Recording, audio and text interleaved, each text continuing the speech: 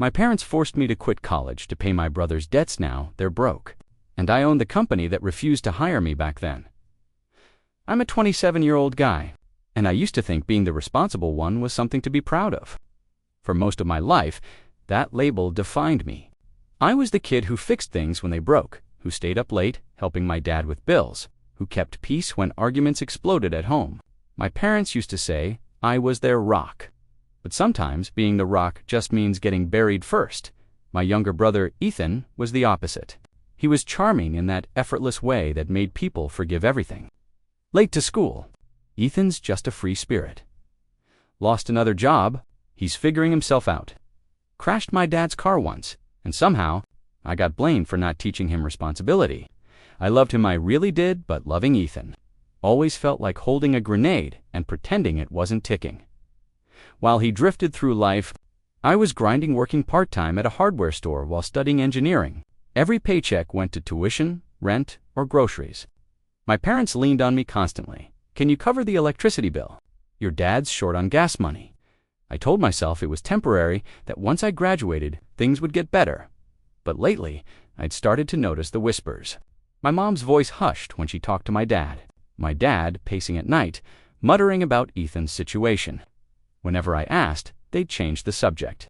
And then came the small comments that didn't feel small at all. Family helps family, right? You're so good with money. Ethan could learn from you.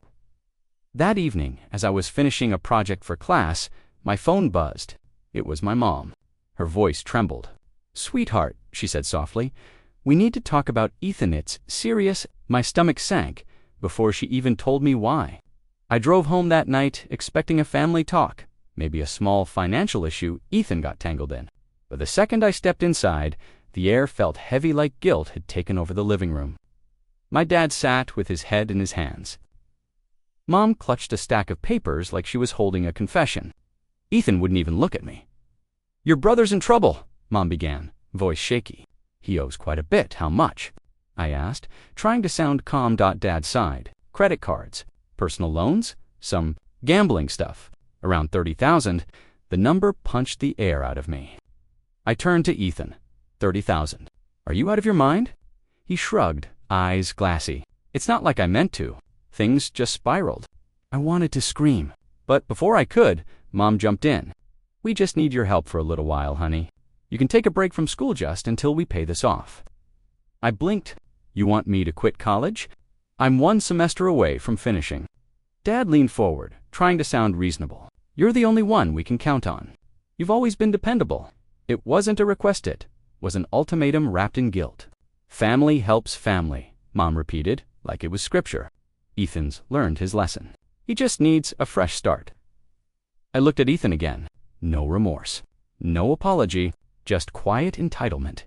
And in that silence, I felt something crack inside me, something small, but real. I thought about refusing, about finally saying no. But my parents, ice-tired, pleading, desperate, cornered me. I nodded slowly. Fine, I'll help. Ethan smirked faintly, like he'd expected it all along. That was the moment I unknowingly traded my future for his mistakes. The next week, I officially withdrew from college. The dean tried to convince me to reconsider, saying I was too close to graduating to quit. But I couldn't tell him the truth that my family had turned my education into collateral for Ethan's stupidity.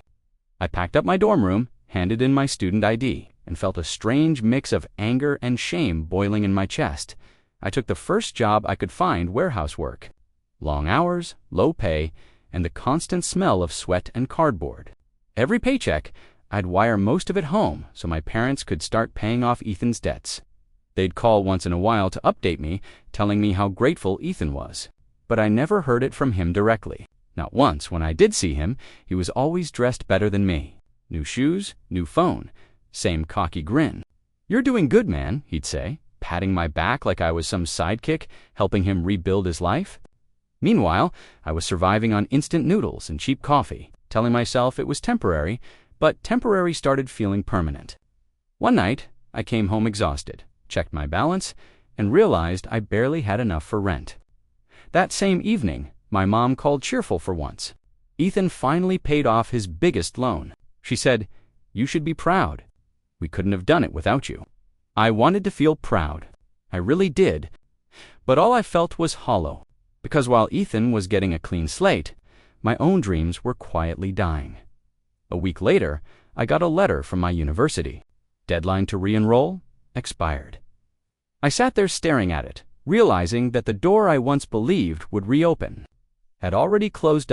And deep down, I knew Ethan had just stolen more than money. He'd stolen my future. The next week, I officially withdrew from college. The dean tried to convince me to reconsider, saying I was too close to graduating to quit. But I couldn't tell him the truth that my family had turned my education into collateral for Ethan's stupidity. I packed up my dorm room, handed in my student ID, and felt a strange mix of anger and shame boiling in my chest. I took the first job I could find, warehouse work. Long hours, low pay, and the constant smell of sweat and cardboard.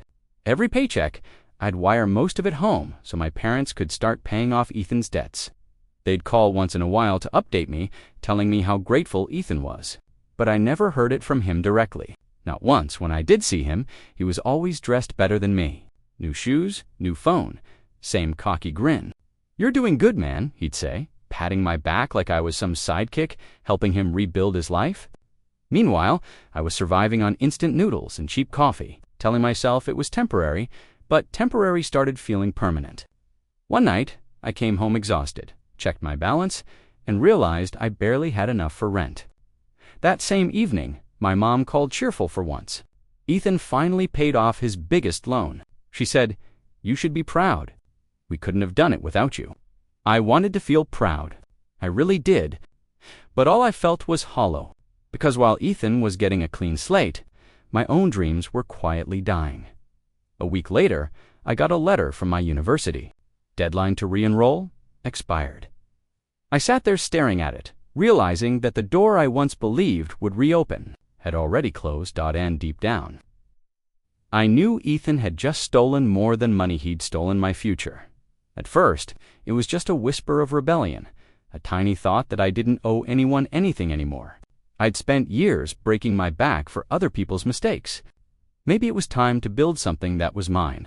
So after long shifts, I started spending nights at my old laptop, learning everything I could about independent contracting and small-scale engineering work. Tutorials, spreadsheets, free design software. I devoured it all like a starving man discovering fire. I used the little money I had left to buy tools and rented a small storage unit that doubled as a workspace. My plan was simple: offer repair and modification services to local businesses that couldn't afford big-name companies. It wasn't glamorous, but it was mine. I remember my first client, a local shop owner whose machines kept breaking down. I fixed the issue in a day, and he paid me double because no one else had managed it. That night, for the first time in years, I smiled without forcing it. But at home, my parents didn't see progress. They saw rebellion. "You're wasting time on side projects when Ethan still needs help," Mom said during one of our rare calls. "You've changed, son. You used to care about family." I clenched my jaw. "I still care," I said quietly. "But I'm done being everyone's safety net." She hung up without another word. It stung more than I wanted to admit. But anger has a strange way of becoming fuel. Every late night in that cold workspace became proof that I could stand on my own. Word spread, and soon small businesses started reaching out. My idea was turning into something real. I didn't know it yet. But that quiet determination would soon collide with the family who'd taught me how to sacrifice. And this time, I wasn't the one who'd lose. My little business started to find its rhythm. I was landing clients, paying rent on time, and even saving a little. For the first time, I could breathe without guilt. I didn't owe anyone anything, at least. That's what I thought. Then, one night, my phone lit up with a name I hadn't seen in months. "Mom, sweetheart," she said, her voice trembling. "It's about Ethan." I froze. What now? He's in trouble again. "Some men came by asking about your father. They said Ethan owes them money and they have paperwork with your dad's signature." My heart sank. "What do you mean, my dad's signature?" "We don't know how, but apparently he took out loans using your father's name." I felt a cold shiver crawl up my spine. Fraud. He'd committed fraud. The next morning, I drove back to my parents' house, the same house I'd nearly gone broke trying to protect. It looked smaller, emptier somehow. Ethan was there, lounging on the couch like he didn't have a care in the world. "Tell me it's not true," I demanded. He shrugged, a smirk tugging at his lips. "Relax, man. I just needed some time to pay it off." "You'll bail me out again, right?" Something snapped inside me. "You forged Dad's name, Ethan. You could go to prison." He laughed. Actually laughed. "Come on, you've always cleaned up after me. Why stop now?" I stared at him, the brother I once would have died for, and felt nothing. No pity, no love. Just a deep, exhausted rage. Mom stepped in, tears welling. "Please, don't fight. We can figure this out together." I looked around that living room, the same one where they'd once called me their rock, and realized it was built on rot. "I'm done," I said quietly, stepping toward the door. "Don't call me again." And as I walked out, my mom's sobs followed me down the driveway, but I didn't turn back this time. Cutting them off was both terrifying and freeing. For the first few months, I kept expecting a callsome emergency, some guilt trip, but the silence held. It was strange how peaceful loneliness could be once the chaos was gone. I buried myself in work. Every hour I used to waste worrying about my family, I poured into my business instead. Clients started recommending me to others. What began as small repair jobs grew into full system overhauls and long-term contracts. I hired one assistant, then another. My name started circulating in the local business community, and before long, I was meeting investors who wanted in. But success didn't come without ghosts. Sometimes, when I'd lock up late at night, I'd catch myself staring at the dark corners of the workshop, thinking about my parents wondering if they'd eaten if the house was still standing. Then I'd remember Ethan's smirk, his words like poison. "You'll always clean up after me," and I'd force myself back to work. Years passed quietly, almost eerily. I didn't visit, didn't call. Every now and then, I'd hear rumors Ethan bouncing between jobs. My dad's health declining, Mom picking up shifts at a grocery store. It hurt, but not enough to go back. Instead, I focused on growth. I rebranded the company, launched new services, and partnered with bigger clients. My little side project had become something powerful, something that didn't just pay the bills, but demanded respect. And yet, even at the height of progress, I couldn't escape one thought. They still didn't know what I'd become. To them, I was probably still the responsible son, quietly struggling somewhere. Ready to come running the next time Ethan fell apart? They had no idea the balance of power had already shifted, and the reckoning was coming sooner than any of us expected. It had been almost 4 years since I'd spoken to them when the call came. I was in the middle of reviewing a major contract when my phone buzzed with an unknown number. Something in my gut told me to answer. "Hello?" A weak voice whispered back, "It's Mom." For a moment, I couldn't breathe. Her tone was thin, desperate. "We lost the house," she said. "Your father's been sick. Ethan's gone. We don't know where to go." My hand tightened around the phone. I wanted to feel nothing, to let her words bounce off the armor I'd built, but old habits die hard. What happened? Between sobs, she explained, Ethan had disappeared after draining their savings. The bank foreclosed on the house. My dad's health had collapsed from stress. They had nowhere left to turn. "Please," she whispered, "we need you." Against my better judgment, I drove back to that town. When I pulled up to the house, I didn't even recognize it. The lawn was overgrown, windows boarded, foreclosure notice slapped on the door like a wound. Inside, my parents sat surrounded by boxers and broken memories. My mom's eyes lit up when she saw me. "You came," she said softly. I looked around, the stale air heavy with regret. "Where's Ethan?" "Gone?" my dad rasped. "He took what little we had left. We haven't heard from him in months." They were ghosts of the people I once knew thin. For a second, I almost pitied them. Then Mom reached out, her voice trembling. "Could you? Maybe get us jobs. At your company, just until we get back on our feet." I stood there, the irony slicing through me. The same parents who once made me quit college now wanted a place in the empire that grew from their betrayal. I met their pleading eyes and said quietly, "We don't hire family. Company policy." Her face fell. My dad just stared, wordless. For the first time in my life, I felt both powerful and completely empty. After that day, something inside me changed. I'd spent years craving their approval, waiting for them to finally see my worth. But standing in that broken house, watching my parents realize I'd become the one holding all the power. Just silence. They tried calling a few times afterward, but I didn't answer. I couldn't. The anger I'd buried for years had turned into something quieter and ache, too deep to describe. I still remembered every guilt trip, every time they'd said, "Family helps family," right before taking something else from me. And now, when they needed help most, those same words hung in the air like ghosts. Meanwhile, my company was thriving. Contracts doubled. We moved into a sleek new office downtown. My face started appearing in local business journals under headlines like "From Warehouse Worker to CEO." People called me lucky, but luck had nothing to do with it. It was survival. One afternoon, I got a message from an old classmate. "Hey, isn't your brother the guy who got caught for fraud last month?" Attached was a news article. Local man charged with multiple counts of identity theft and fraud. Ethan's mugshot stared back at me still, smirking, even in handcuffs. For a long time, I just sat there, staring at the screen. I didn't feel triumph or anger, just exhaustion. My parents must have seen the same article, because that night, Mom texted me for the first time in years. "Please, can we talk?" I typed out a reply, then erased it. Typed again, deleted again. In the end, I only wrote one thing. "I hope you find peace, but I can't go back," as I hit send. It felt like cutting the final thread that tied me to the version of myself they created. The dutiful son was gone, replaced by someone they'd never recognized. Success has a strange way of circling back to where you started. A few months after Ethan's arrest, my assistant forwarded an email from a major corporation requesting a partnership meeting. When I saw the name, my breath caught. It was the same engineering firm that had rejected me years ago. The one that thought I wasn't worth the risk because of my family's reputation.